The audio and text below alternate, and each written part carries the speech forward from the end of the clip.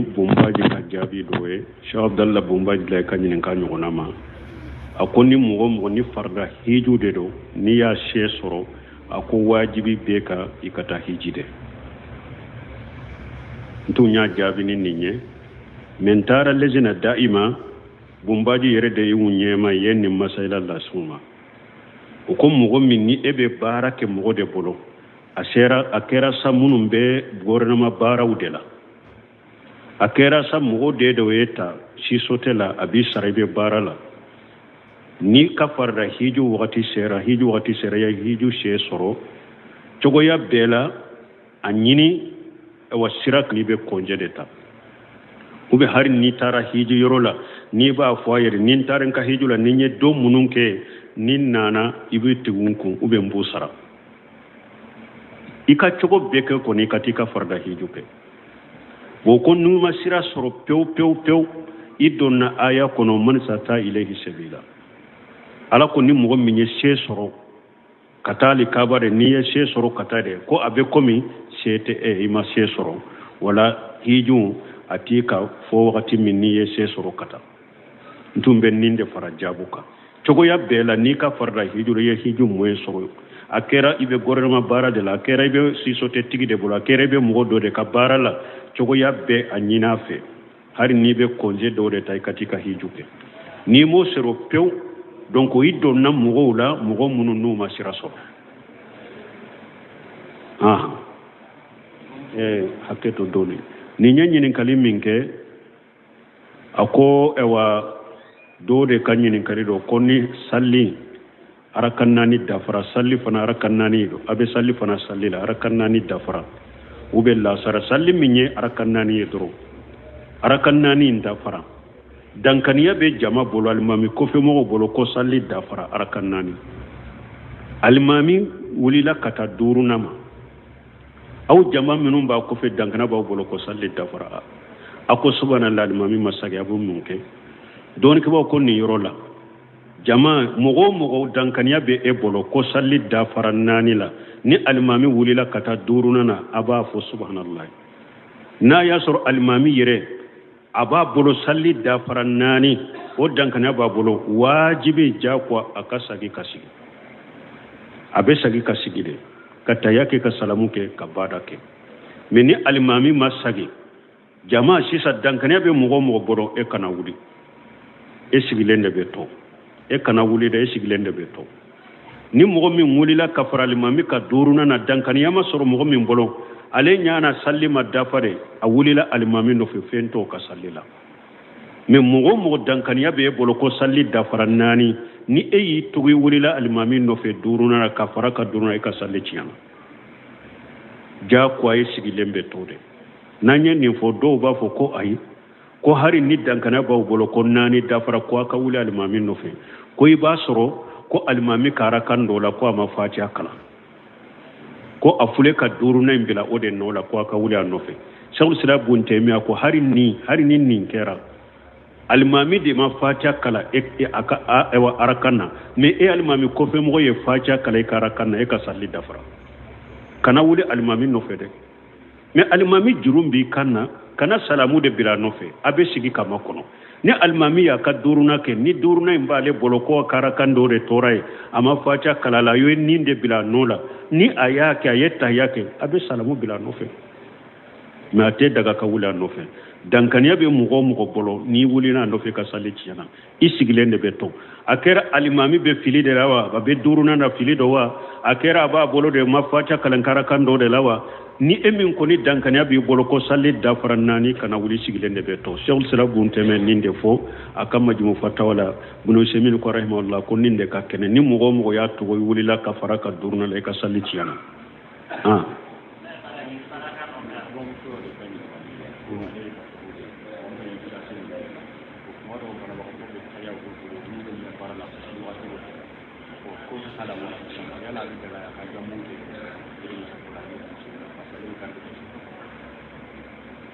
bɛ gardi kɛ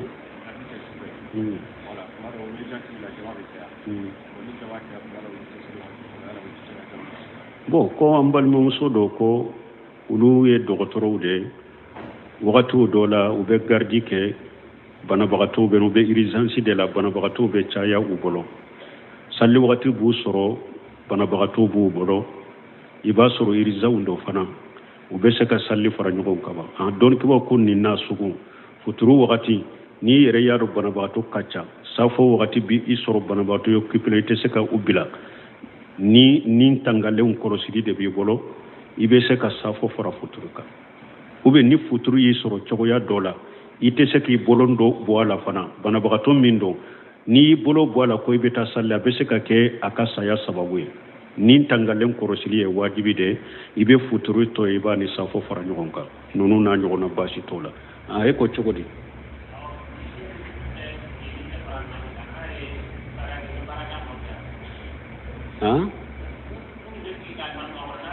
awo na masalamu bila na be barake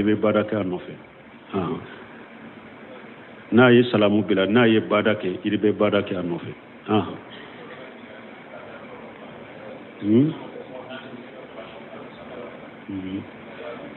bo ko lahyala yala mugonani be se ka fara ewa misila ka ken lahya misi mugo kelen be se ki ka misi fara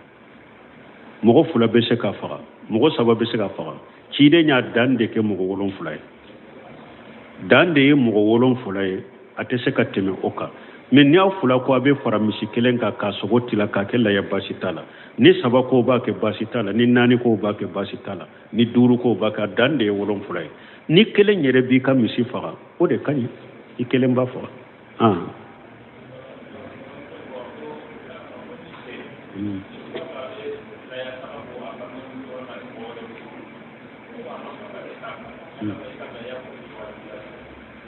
bo ko muso e ka cɛ a bɛ lahiya di a balimamusow ma a balimasuru a b'u ka lahiya bɔ a tɛ e ka lahiya bɔ e ka lahiya wajibi a kan i ka lahiya tɛ wajibi a kan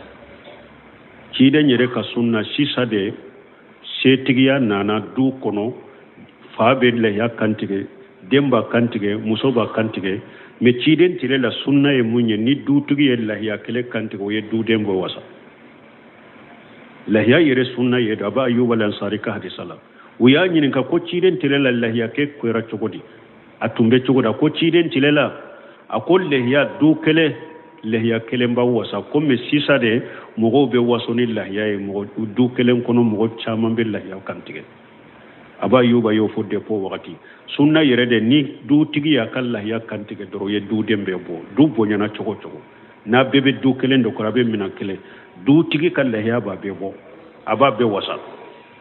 mɛ ni yurwali nana ni mɔgɔ min ko n yɛrɛ bɛ n ka lahiya faga i b'i ka lahiya faga mɛ i ka lahiya wajibilen t'i cɛ kan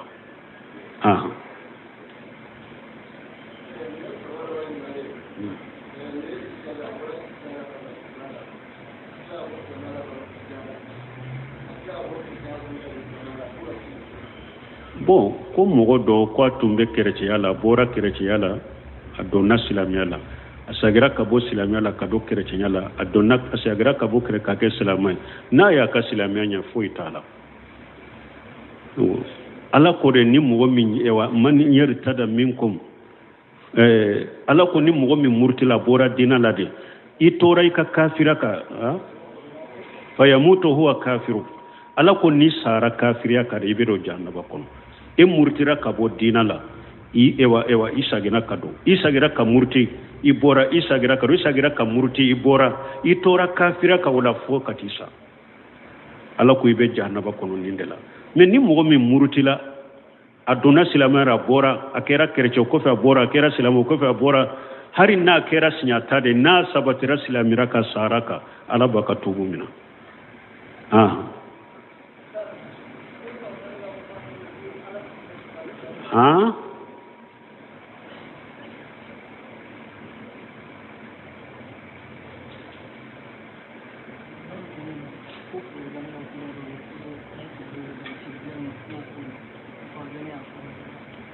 bon ko fawjane ka kuma dɔ bɛ ko ala sigilen bɛ laarisi kan a tigi ye nkalon da fawjane la fawjane m'o fɔ a tigi ye fawjane yɛrɛ y'a ye a ka kitabu kɔnɔ n y'a mɛn a la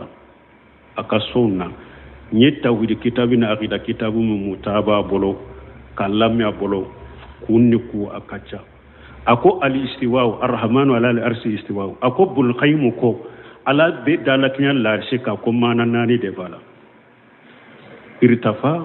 wa ala wa saida irtafan wa alan wa saida nyina nan nani nako ako bul qayyim ko ni mana nani de bala ala korotara ala yelela irtafa ala korotara wa saida ala yerela wa ala baka wastawa ala daraj kerenyaka akon ni mana nani sabai hakili bola nyanamaya irtafa wa ala wa saida wasaqarra nam jazakallahu khair wasaqarra akobul khaymul jawjen ni mana nani de fo istawala me wa fawjani masigidi fo mugoshiye munu nyanyi ninka sigilira kon nya fawye akana kuma kirena uyereye sarafu makuma min fawunye sigili koma fola ka kibariyala nani nde fora irtafa saida wa alan wastaqarra ni nani de be ala kallaresi sanfela ni koronani de bala sigilite sigili koma fo fawjani mo fo moye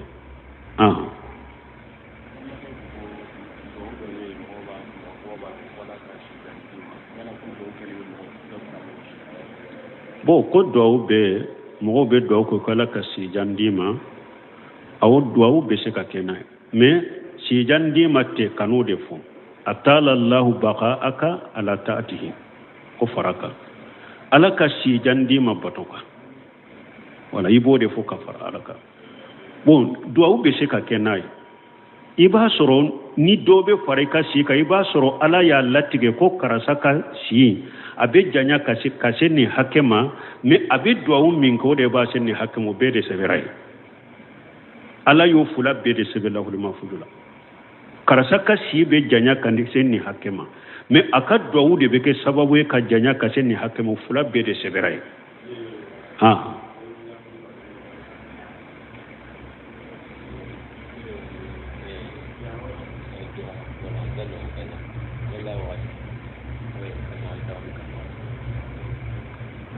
ko wala hasal wakati nyuma wakati jumadu kiden ko salatul awabina hina tarmadul fisal akom mo munum be sagi wire sagi kata alama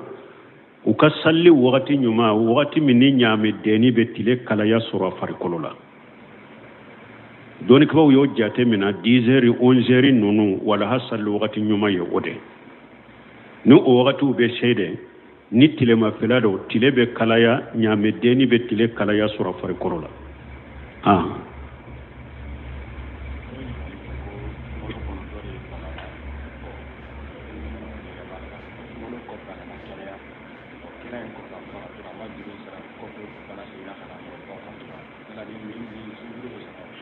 bo koddo de do ko sungalo ale banana ye juruta me sungalo ko fa kene yara atumbe sheka juyu sara afaratura ama juruyin sara o kofi anana bana fatura nin juruyin sara libaka nin juru sugu ciden ko ninde ma ko ni mogo min fatura ka sunjuru to ila ikabali masuru ka su inola wal bali masuru ben ni sunjuru saraye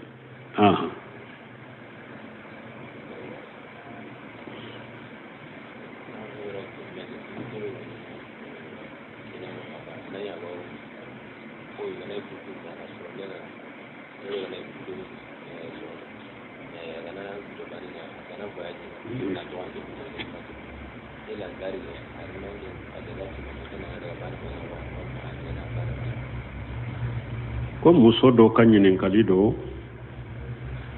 bo ko awuce afula baka ce bula kera fula kera saba kera nani ce be turu ke ani nyogonce tobuli fana abe tobuli fana fale de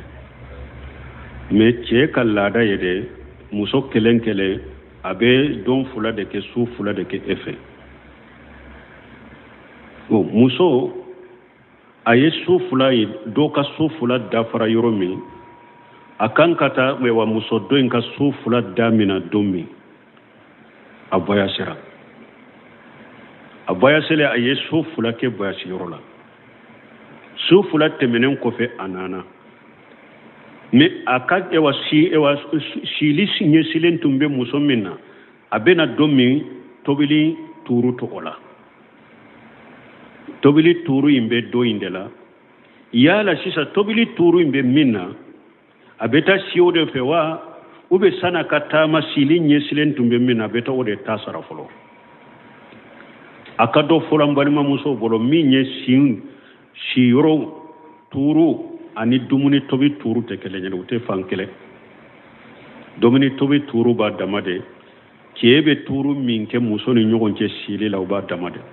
a bɛ si min fɛ n'a ka tobili tuuru bɛn n'aw filɛ n'a ka tobili tuuru ma bɛn u tɛ ɲɔgɔn sira la nin ka faamu donc ni nin faamura cɛ ɲɛsilen tun bɛ yɔrɔ min ko a bɛ taa o su fila in damina ni a m'a kɛ a voyagera n'a nana a b'o o ka su fila in de sara fɔlɔ a bɛ ale ka su fila de sara fɔlɔ ka siya fɛ o kɔfɛ a bɛ segin ka taa dɔ in ma dɔnnikibaw ko n'a y'a sɔrɔ su fila in a ye su kelen si ye su kelen de tora voyagera n'a nana sana ka taa yɔrɔ wɛrɛ a b'a ka su filanan de dafa n'a y'a sɔrɔ min ka laada ye su saba de e ye su fila e ye si nin fɛ a ka su sabanan o ma siya fɛ i voyagera n'i nana i b'a ka sabanan de dafa fɔlɔ o kɔfɛ i bɛ continuer tuuru tɔ la a bɛ kɛ nin cogo de la mɔgɔw ka nin faamu dɔrɔn ni e kɔni bɛ voyage sili ɲɛsilen bɛ min tuuru ɲɛsilen bɛ min na e voyagera n'i nana i b'ale ka tuuru de dafa parce que a bɛ mɔgɔw dɔw ka laada la ni e taara taama yɔrɔ la n'i nana u b'a lajɛ de ayiwa mɔgɔ min ni muso fila b'a bolo karisa bi e bɛ si i ka muso jumɛn fɛ n'a ko ne bɛ si n ka muso fɔlɔ de fɛ ko i bɛ taa si muso fɔlɔ fɛ n'i y'a sɔrɔ a bɛ si muso filanan de fɛ ko e bɛ taa si muso filanan nin ye jahili laada ye ni laada tɛ silamɛya sariya kɔnɔ dɛ e ye san 10 de kɛ taama yɔrɔ la ni ewa sili tigɛra sili ɲɛsilen tun bɛ min na n'i nana i b'a ta de sara fɔlɔ ni y'ale taw si de ka sara de i bɛ taa yan fɛ nin ka faamu ani fana dɔ delila ka ɲininkali naati ko e ka muso ewa a taamana sili ɲɛsilen tuuru ɲɛsilen tun bɛ muso ma taamara ni a taamana don minnu tɛmɛna k'a to taama yɔrɔ la e ye u si min bɛ a ma taa taama taara taama yɔrɔ la don minnu tɛmɛna la i b'o sara wa dɔnnikɛbaw ko nin na fihi tafsili faranfasiya bɛ nin na n'a y'a sɔrɔ muso ye taama min kɛ a yɛrɛ de ka taama don a yɛrɛ de ka ci don a taara a yɛrɛ de ka makɔnɔ ko dɔ la a ka donw bin na a ye don hakɛ dɔ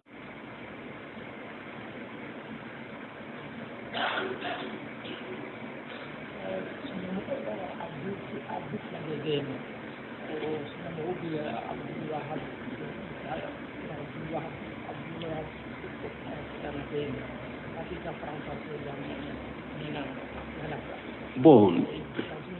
o ni ɲɛ min fɔ différence an sera an ka wagati laban ma tɛ se ka taa ko abdulwahabu fula de bɛ abdulwahabu muhammadu ibn abdulwahabu fula tɛ ye dɛ muhammadu ibn abdulwahabu ani abdulwahabu ibn urusutum abdulwahabu ibn urusutum ani muhammadu ibn wahabu nin fula k'u bɔ ɲɔgɔn na an ka wagati t'a bɔ an ko an ka jamana ninnu kɔnɔ kafiriw de ka hakilina dɔ de don muhammadu ibn abdulwahabu ale fa de ye mujaddidu dini min ye salafiya dawa kurakuraya ka weleli kɛ ka taa dawa ma ka weleli kɛ ka taa sunna ma nu sunna mɔgɔw bɛ a ka kitabu kalan o ye muhammadu ibn abdulwahabu o wolola de hijira 1000 ani ewa 115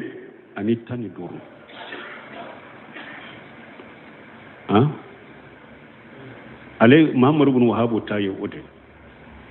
hijira 1000 ani 115 ale bangera o de la hijira 1206 ale fatura sunna mogo bode ko Muhammad ibn Wahhab mujaddidu dini kiden ka dina kura kura ya baga mais Abdul Wahhab ibn Rusutumu o yebe qarani sani na de la hijira san keme fulanna kata hijira san keme sabana alaya kanyana maya ke nununda kun Abdul Wahhab ibn Rusutumu alaya qawariji de al ibadiyya qawariji jugu qawariji munun ka jugu kosobe nube sebo kafriya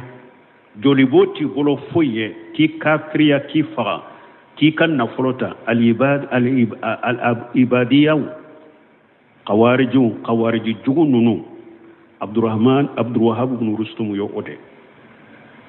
qawariji do atumbe jo hiju dawunye mo munun beta hiju yoro la bawu faga anaka jama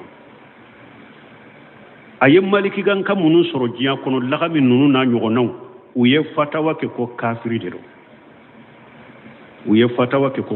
do o Abdul Wahhab ibn Rustum o de ka kitabu be ewa tibariya be kitabu kono ko kafiri de do khawariju de do tumami ewa faransewu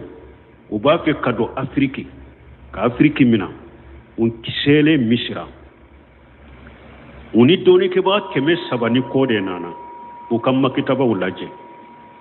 kitabu ye kitabu nyana made ni dina haqiqa ba kono sunna ba kono salafu ka tabulu ba kono o ko bebo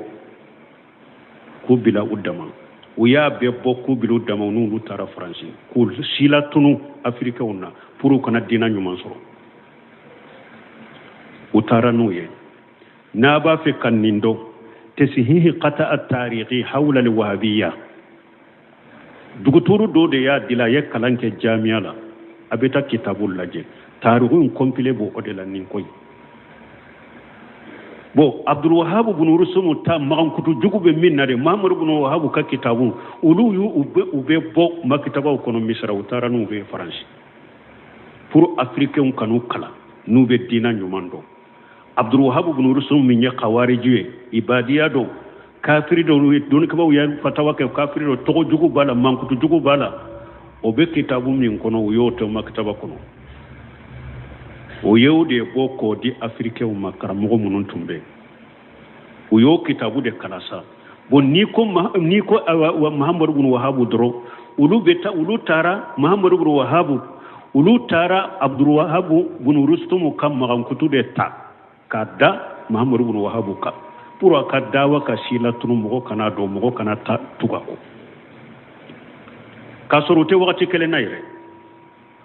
nimbe hijira sanke me fulana de la kata sabana nimbe be fo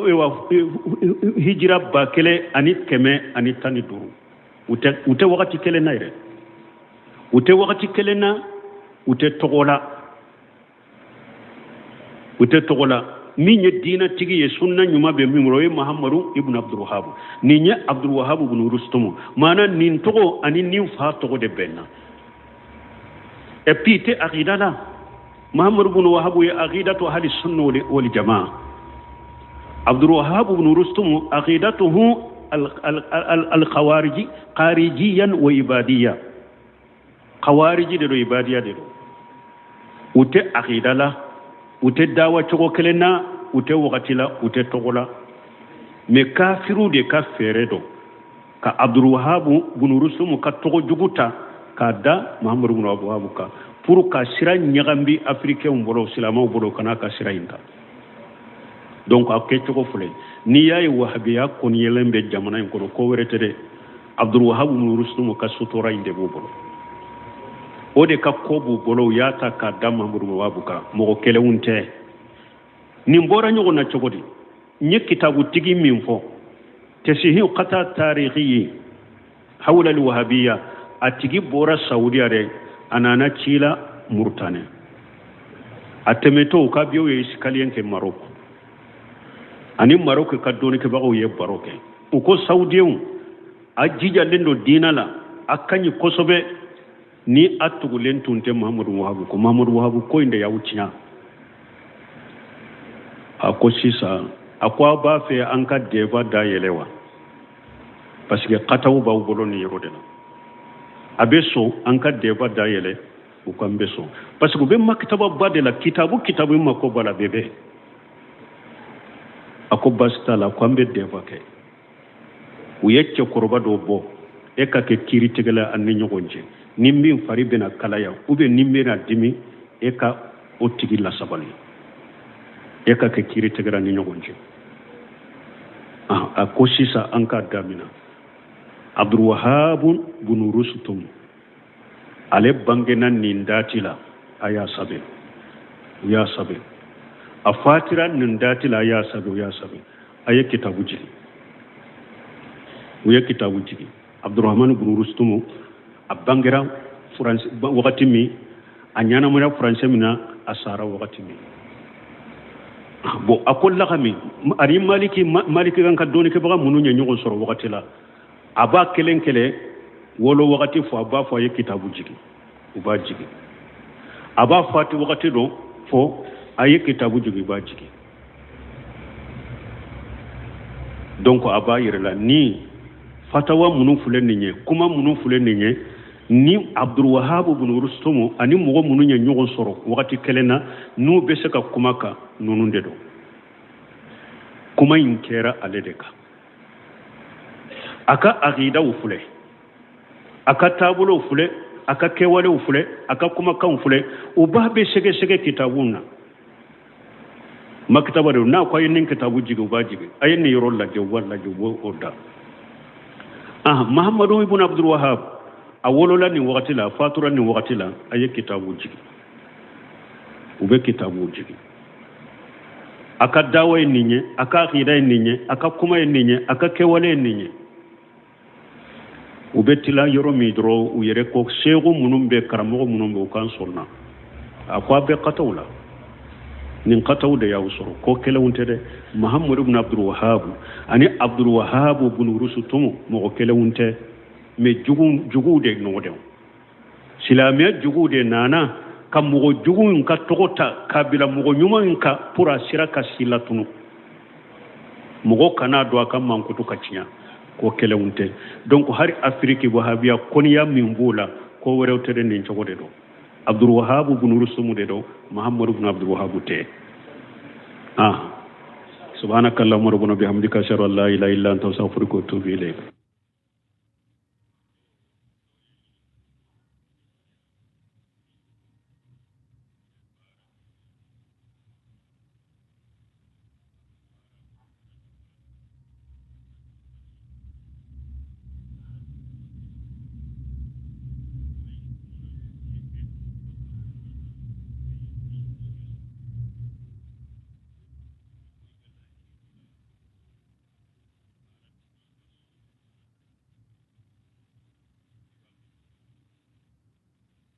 jabini bumbaji ka jabi doye Sheikh Abdallah bumbaji la kanyinen ka nyona ma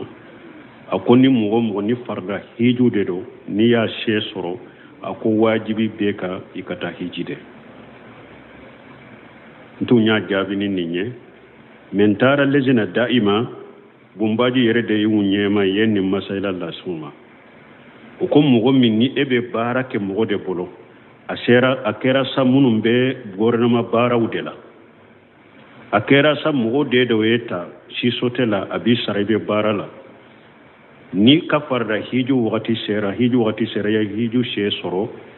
cogo ya bela anyini wa sirak ni be konje deta ube hari ni tara hiju yorola ni ba foyer ni taran ka hiju la ninye do mununke ni nana ibe tigunku ube mbusara ika cogo beke ko ni katika farda hiju pe woko numa sira soro pew idonna aya kono man sata ilayhi sabila ala ko ni mo minye she soro katali kabare ni she soro katade ko abe komi sete ima she soro wala hiju atika fo wakati min ni she soro kata ntumbe ninde fara jabuka cogo ya bela ni ka farda hiju ye hiju moye soro akera ibe gouvernement bara de la akera ibe si sote tigi de bola akera ibe mo do de ka bara la cogo ya be anyina fe hari ni be konje do de tay katika hijuke ni mo sero pew donc iddo na mo la mo munu no masira so hakke to doni ni nya ɲininkali min kɛ a ko do de ka ɲininkali do ko ni salli arakan naani dafara salli fana arakan naani do a bɛ salli fana salli la arakan naani dafara u bɛ lasara salli min ye arakan naani ye dɔrɔn arakan naani in dafara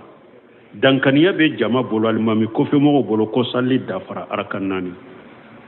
alimami wulila ka taa duurunan ma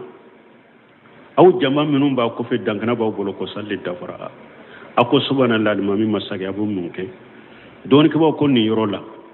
jama mɔgɔ o mɔgɔ dankaniya bɛ e bolo ko salli dafara naani la ni alimami wulila ka taa duurunan na a b'a fɔ subhanallah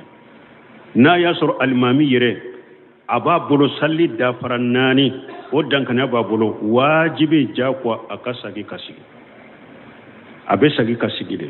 ka taya kɛ ka salamu kɛ ka baada kɛ mais ni alimami ma sagi jama sisan dankaniya bɛ mɔgɔ o mɔgɔ bolo e kana wuli e sigilen de bɛ to e kana wuli dɛ e sigilen de bɛ to ni mɔgɔ min wulila ka fara alimami ka duurunan na dankaniya ma sɔrɔ mɔgɔ min bolo ale ɲana salli ma dafa de a wulila alimami nɔfɛ fɛn t'o ka salli la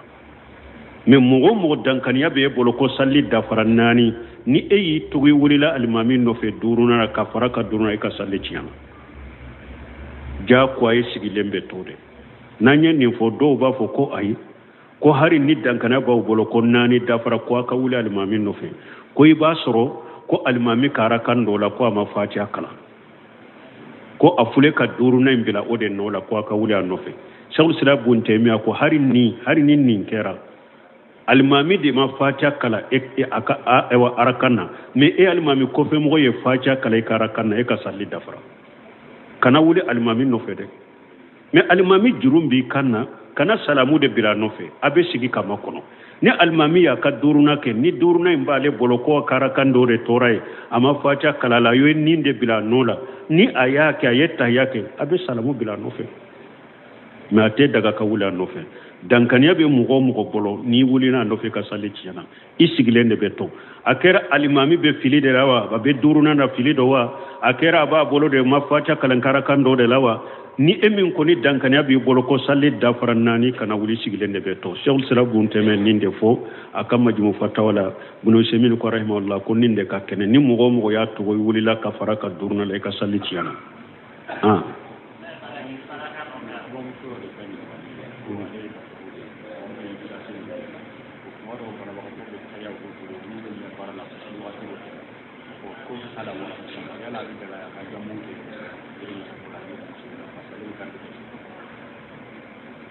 mais gardi ke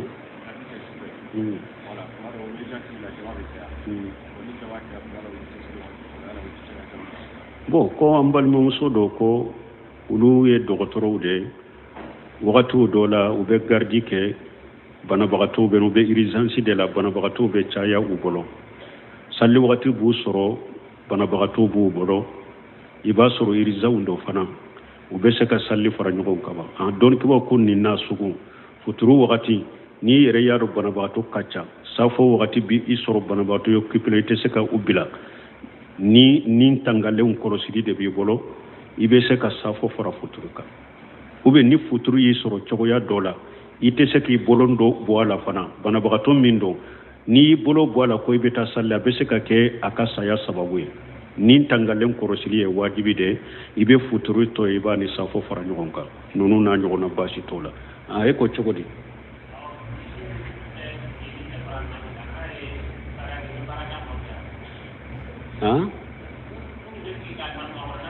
awɔ n'a ma salamu bila n'a bɛ baara kɛ i bɛ baara kɛ a nɔfɛ